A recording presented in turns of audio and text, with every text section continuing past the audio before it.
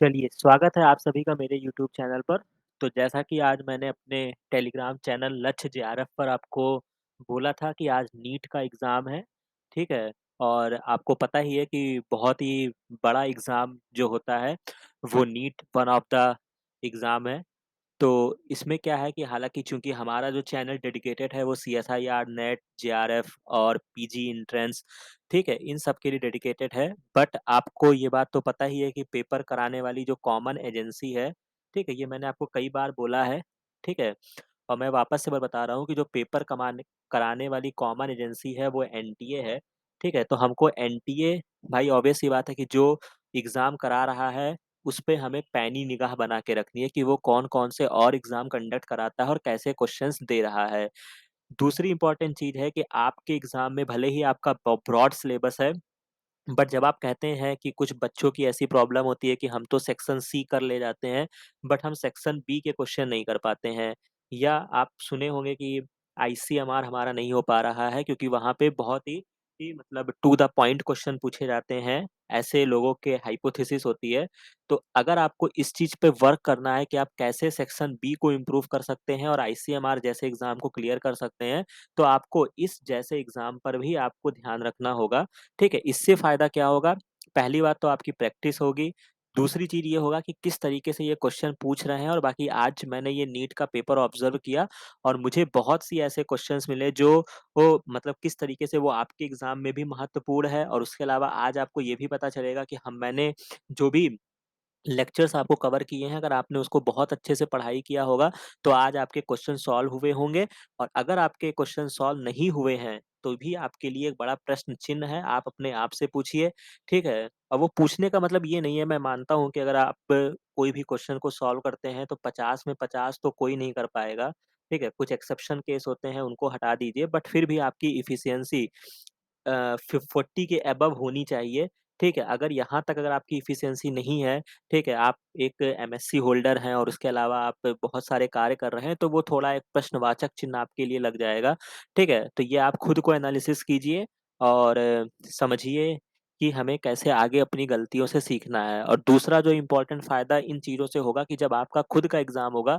तो जब बहुत सारे क्वेश्चन्स आप किए रहेंगे या कुछ मान लीजिए लर्निंग वाली चीज़ें होंगी, तो वो आप क्या करेंगे, आप तुरंत टिक करके आगे बढ़ जाएँगे, राइट? तो जिससे क्या होगा कि आपका समय बचेगा। तो इस संदर्भ में हम ये कार्य करेंगे। तो अब हम यहाँ पर जो क्वेश्चन पेपर को डिटेल से समझने वाले हैं, ये मैं आपको दिखा देता हूँ, ठीक है?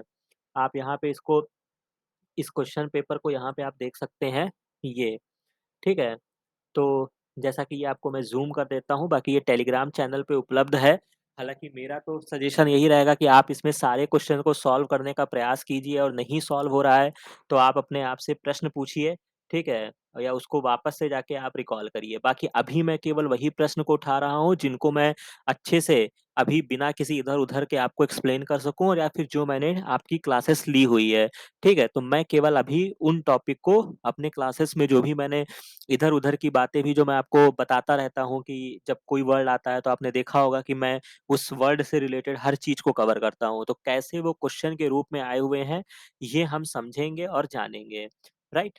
तो आप यहाँ पे देख सकते हैं, जैसा कि यहाँ पे आप क्लियर यहाँ पे मेंशन है, राइट? 1 सेकंड,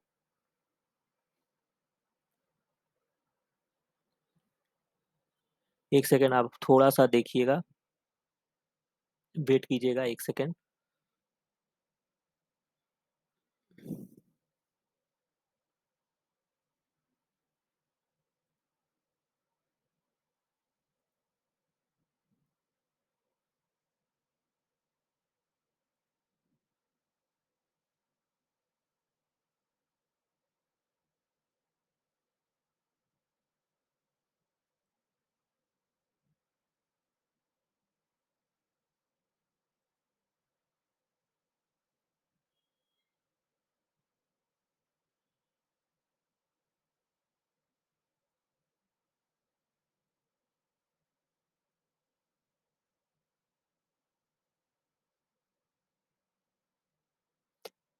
ठीक है, तो अब यहाँ पे आप देख सकते हैं, ठीक है? आपको ये क्लियरली विज़िबल होगा, ठीक है?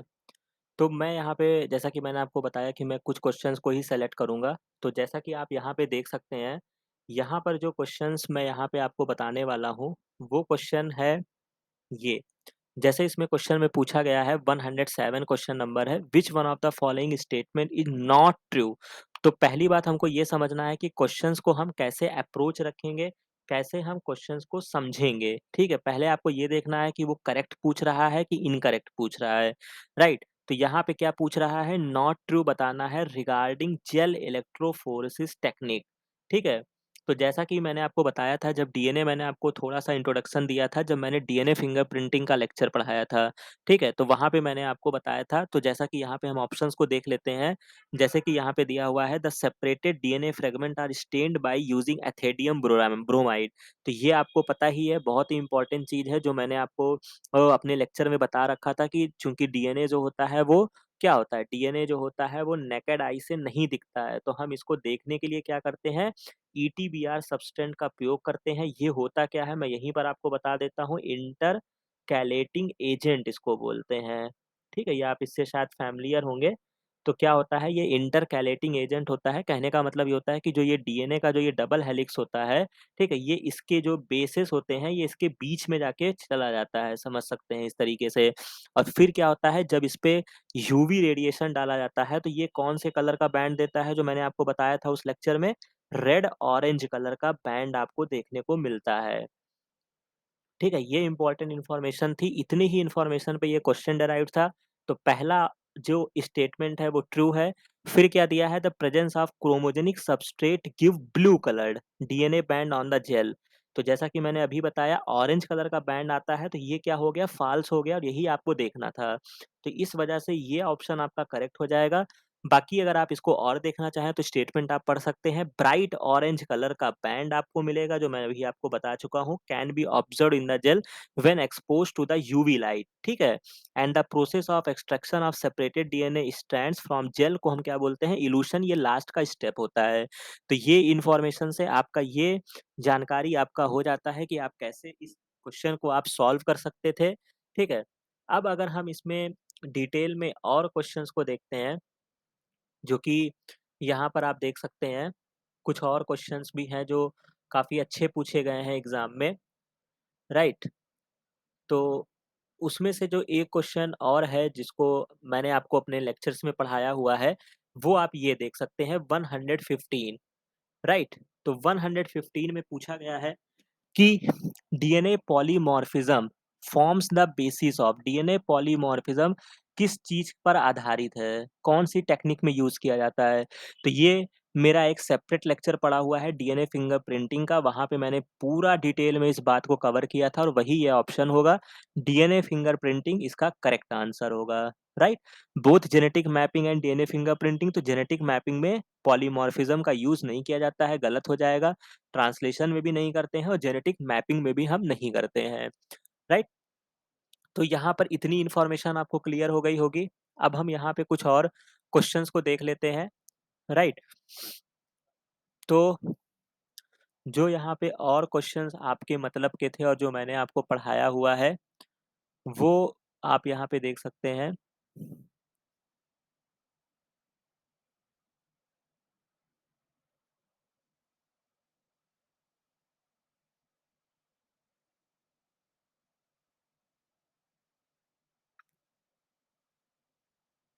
बाकी ये सारे क्वेश्चंस करने वाले हैं, अगर आप बहुत रिपीटर्स अगर आपने बहुत बार प्रिपरेशन किया है, तो आपको ये सारे क्वेश्चंस के आंसर समझ में आने चाहिए कि हम कैसे इसको कर सकते हैं, ठीक है?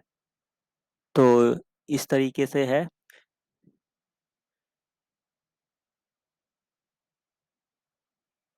बाकी अब ये यहाँ पे ज़ूलॉजी का सेक्शन स्टार्ट हो रहा है, ठीक है? तो ज़ूलॉजी राइट, ये यहाँ पे क्वेश्चन आपको मिल गया, ठीक है? मैं यहाँ पे थोड़ा-सा इसको क्लीन कर देता हूँ, ठीक है? तो यहाँ पे जो अब इम्पोर्टेंट क्वेश्चन जो आपके काम का है, वो है, आप यहाँ पे देख सकते हैं, ठीक है? वो इम्पोर्टेंट क्वेश्चन जो अब आपके लिए है वो ये है, असर्शन रीज़न में आपसे पूछा गया था, ठीक है? क्या पूछा गया है? ऑस्टियोपोरोसिस मतलब असर्शन रीज़न जानते हैं, ऐसे क्वेश्चन एग्ज़ाम में आते हैं, ठीक है? तो osteoporosis is characterised by decreased bone mass and increased chance of the fracture. तो सही बात है, जब ऑस्टियोपोरोसिस ये मैंने आपको ज़िक्र किया था जब मेरा एस्ट्रोजन का लेक्चर आप जाके पढ़ेंगे, ओवरी नाम का वीडियो आपको मिल जाएगा। इसीलिए मैं कहता हूँ कि आप हर वीडियो को जाके अच्छे से पढ़िए, ठीक है? ओवरी के नाम से एक चैप्टर मैंने वीडियो अपलोड किया है, आप उसको जाके पढ़िएगा। तो वहाँ पे मैंने बताया था तो ऑस्टियोपोरोसिस जो होता है ये characterised by the decreased bone mass and increased chance of fracture. तो सही बात है, नाम में ही लिखा हुआ है ऑस्टियो मतलब बोन, पोरोसिस का मतलब क्या होता है पोरस हो जाना, मतलब बोन में क्या हो जाएगा पोर्स आने लगते हैं, तो इस डिजीज को हम क्या बोलते हैं ऑस्टियोपोरोसिस बोलते हैं, जिससे फ्रैक्चर होने की संभावना बढ़ जाती है। बेसिकली ये डिजीज फीमेल में होती है, ये सारा लेक्चर मैंने आपको बताया है। अब यहाँ पे दे रहा है कि common cause of osteoporosis is increased level of oestrogen, ठीक है? तो ये यहाँ पर इन्होंने गलत कह दिया है, इंक्रीज़ नहीं होता है, एस्ट्रोजन का लेवल जो होता है वो कम हो जाता है, ठीक है? बेसिकली ये फीमेल्स में होता है और कब होता है, तो ये जो होता है ये मेनोपॉज़ कंडीशन जब आती है, मेनोपॉज़ आप जानते हैं ना, जब मेंस्ट्रुएशन स्टॉप हो जाती है, उस समय को हम मेनोपॉज़ बोलते हैं। तो उस समय क्या होता है बॉडी में एस्ट्रोजन का लेवल जो होता है, वो क्या होता है, वो डाउन हो जाता है, जिसकी वजह से जो होता है वो ऑस्टियोपोरोसिस होता है, क्योंकि एस्ट्रोजन का इनडायरेक्टली लिंक जो होता है वो बोन से होता है, ठीक है? तो ये इम्पोर्टेंट चीज़ है, तो यानी कि इसका जो करेक्ट आंसर क्या होगा जो आपको देखना था, choose the most appropriate answer from the option given below. तो चूँकि ए तो सही है, दोनों तो नहीं सही है, तो पहला ऑप्शन गलत हो गया। A is a correct but R is not correct, तो ये सही ऑप्शन हो गया। ए इज़ नॉट करेक्ट ये गलत हो गया और दोनों तो करेक्ट हैं ही नहीं, ठीक है? तो ये क्वेश्चन एक आपको यहाँ पे मिल गया है। इसके बाद इसी पेज पर एक बहुत ही बढ़िया सा क्वेश्चन जो मैं आपको दिखाने वाला हूँ, वो है ये 155 क्वेश्चन नंबर, ठीक है?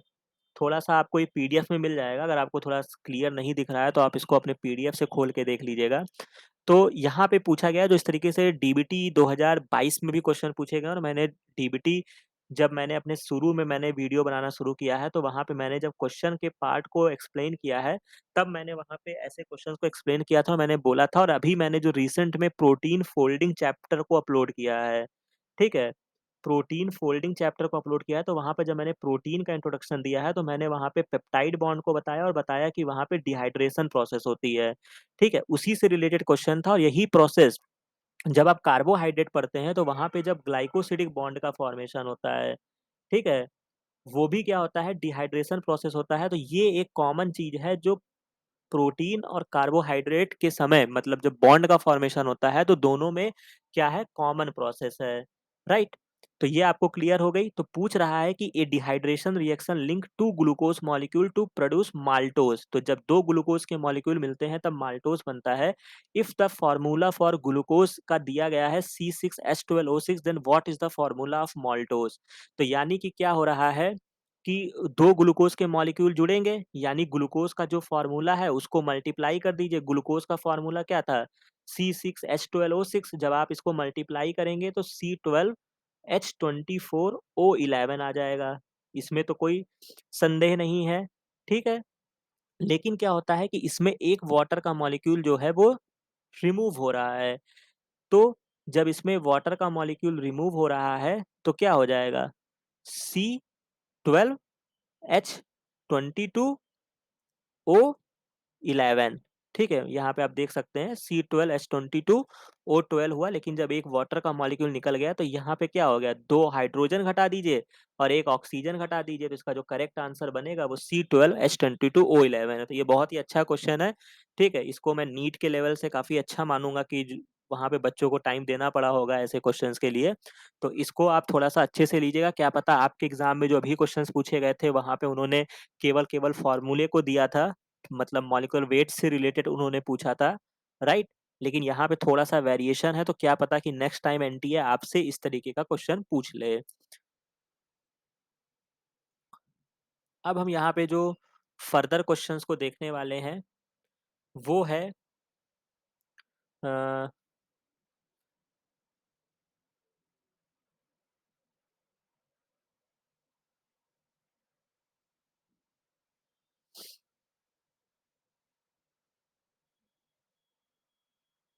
बाकी ये सब रेस्ट्रिक्शन एंडोन्यूक्लियस मैंने अभी आपको नहीं पढ़ाया है, तो मैं अभी आपको उसके बारे में नहीं डिटेल दे रहा हूँ। तो मैंने अभी जो आपको पढ़ाया है, केवल मैं उसी के से रिलेटेड आपको बता रहा हूँ, ठीक है? तो आप इसमें देख सकते हैं। इसके अलावा राइट, ये 178 क्वेश्चन, ठीक है? इसको मैं थोड़ा क्लीन कर देता हूँ, ठीक है? ये आप देख सकते हैं, 178 क्वेश्चन, राइट? तो 178 में आप पढ़ लीजिए क्या कह रहा है।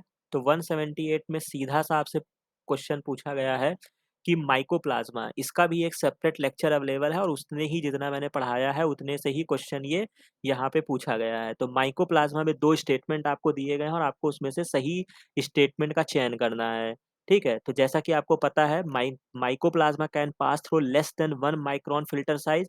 तो ये बात सही है, क्योंकि ये बहुत ही छोटे साइज़ के होते हैं, तो अगर 1 माइक्रोन से भी कम के फ़िल्टर होगा, तो ये उसमें से पास कर जाएँगे। दूसरी इम्पोर्टेंट चीज़ क्या है, mycoplasma are bacteria with cell wall, गलत। माइकोप्लाज़्मा जो होते हैं, उनमें सेल वॉल नहीं होती है, ये मैंने आपको बता रखा है। इसी वजह से पेनिसिलिन जो होती है, यहाँ पे आपके लिए रिवीज़न है, ठीक है? पेनिसिलिन जो आपकी एंटीबायोटिक होती है, वो माइकोप्लाज़्मा पे कार्य नहीं करती है। क्यों नहीं करती है? क्योंकि माइको पेनिसिलिन जो होता है, वो सेल वॉल को तोड़ता है, ठीक है? सेल वॉल को ब्रेक करता है, इसीलिए कौन-सी एंटीबायोटिक इस पे वर्क करेगी? मान के चलिए आप, जैसे कि आपके जो रिमेनिंग एंटीबायोटिक हैं, जो ट्रांसलेशन फैक्टर के इन्हिबिटर होंगे, ठीक है? जैसे कि आपका प्यूरोमाइसिन हो गया, टेट्रासाइक्लिन हो गया, ये सब जो होते हैं, ये इफ़ेक्टिव होते हैं। तो चूँकि फर्स्ट स्टेटमेंट ट्रू है, सेकंड स्टेटमेंट जो है वो फ़ाल्स है, तो statement 1 is a correct but statement second is the incorrect, right? तो ये इम्पोर्टेंट क्वेश्चन है, जो बहुत ही अच्छा क्वेश्चन था, एग्ज़ाम में यहाँ पे पूछा गया। इसके अलावा आपको कुछ क्वेश्चंस और मैं आपको दिखा देता हूँ, जो ये अब यहाँ पे आप देख सकते हैं, इम्यूनोलॉजी, जो कि अभी आप रिसेंट में पढ़ के आए हैं, ठीक है? तो देख लीजिए, इम्यूनोलॉजी के भी क्वेश्चंस आपके सॉल्व हो जाएँगे मेरे लेक्चर से, ठीक है? और कोई चीज़ छोटा-बड़ा नहीं होता है, क्या पता कल को एग्ज़ाम में आपसे ऐसे ही क्वेश्चन सेक्शन बी में आपको मिल जाएँ, ठीक है? और ये सब भी अपने में बहुत ही अच्छे क्वेश्चंस हैं। तो 183 आप यहाँ पे देख सकते हैं। 183 में क्या बोल रहा है कि auto immune disorder is a condition, 2 statement आपको दिए गए हैं, where body defence mechanism recognise its own cell as foreign body. तो यही तो मैंने पूरा ऑटो इम्यूनिटी में बताया था कि इम्यूनिटी में क्या है, हमें दूसरे की सेल्स को फॉरेन समझना है, अपनी सेल्स को नहीं समझना है। तो ये स्टेटमेंट बच्चों क्या हो गया? ट्रू हो गया। फिर क्या है, इन्होंने एक डिज़ीज़ का नाम लिया है। मैं क्यों बार-बार कहता हूँ कि आप हर डिज़ीज़ के नाम को याद रखिए। ऑटो इम्यून डिज़ीज़ में जब मैंने पढ़ाया है, तो वहाँ पे मैंने आपको बोला था कि आप सारे डिज़ीज़ के नाम याद रखिएगा, और उसमें एक रूमेटाइड अर्थराइटिस का भी ज़िक्र हुआ था। तो पहली बात, रूमेटाइड अर्थराइटिस क्या है? एक ऑटो इम्यून डिसऑर्डर है, ठीक है? इसमें क्या होता है, where body does not attack self cell, यही तो गलत बात है भाई, अटैक करती है, तभी तो ये ऑटो इम्यून डिज़ीज़ है। तो बहुत ही अच्छा क्वेश्चन इन्होंने पूछा है, मतलब मैं इसको अच्छे क्वेश्चन्स में काउंट करूँगा। ठीक है, मैं इसको 2 स्टार दे रहा हूँ इस क्वेश्चन को। तो अब यहाँ पे आप देख सकते हैं, तो आपको मोस्ट एप्रोप्रिएट आंसर आपको यहाँ से देखना था। तो यहाँ पे क्या हो जाएगा, statement 1 is a correct but statement second is incorrect. ठीक? तो ये इम्पोर्टेंट इन्फॉर्मेशन हो गई। अब हम यहाँ पे कुछ और देख लेते हैं क्वेश्चन्स को। ये एक क्वेश्चन और यहाँ पे पूछा गया है, इम्यून रिस्पॉन्स से काफ़ी क्वेश्चंस एग्ज़ाम में यहाँ पे पूछे गए। तो पूछा गया है कि सेलेक्ट कर, यहाँ पे आपको ये देखना था कि इनकरेक्ट स्टेटमेंट, पहले बात तो आप ये समझ लीजिए कि क्वेश्चन में पूछ क्या रहा है, करेक्ट पूछ रहा है कि इनकरेक्ट पूछ रहा है। तो ठंडे दिमाग से पहले जब भी आप क्वेश्चन को सॉल्व करेंगे, तो आप क्वेश्चन में ये पढ़ेंगे कि आपसे करेक्ट पूछ रहा है कि इनकरेक्ट पूछ रहा है। अब पूछ रहा है तो किसके बारे में पूछ रहा है? Acquired immunity. तब हम एक्वायर्ड इम्यूनिटी ने पढ़ा था, तब हम देखेंगे।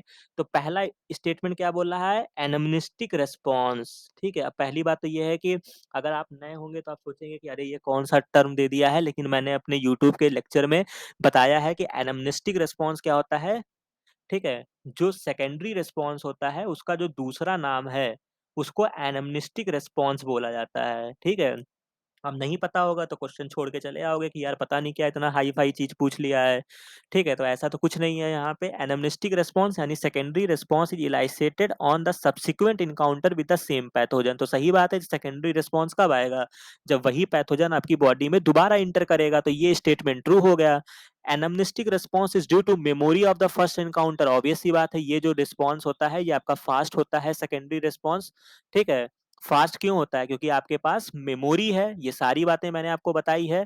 जो बच्चों ने वो लेक्चर को बहुत अच्छे से देखा होगा, उनके ये क्वेश्चन बहुत अच्छे से सॉल्व हो गए होंगे, ठीक है? और अभी भी आपको चेहरे पे मुस्कान ही आ रही होगी कि यार कितना अच्छे से मैंने ये टॉपिक पढ़ा था और ये क्वेश्चन मेरा सॉल्व हो रहा है। ठीक है? तो ये आपका ट्रू हो जाएगा।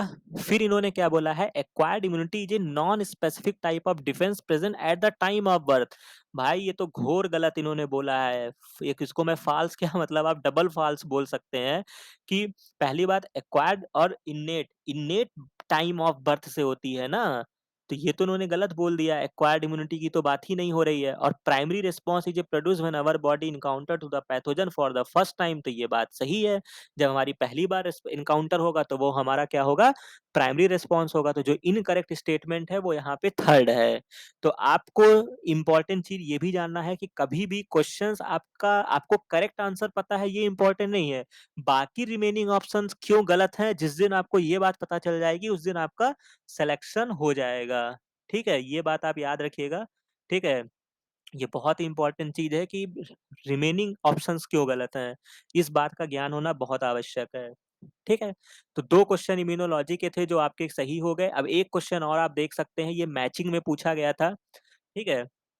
ऐसे क्वेश्चन्स आप आसानी से लगा लेंगे बट फिर भी मैं आपको बता रहा हूँ, जैसे हम जब इम्यूनोलॉजी कवर कर रहे थे तो मैंने क्या बताया था, एंटीबॉडी जो आपकी होती है, यहाँ पे आप देख सकते हैं, एंटीबॉडी क्या होती है आपकी?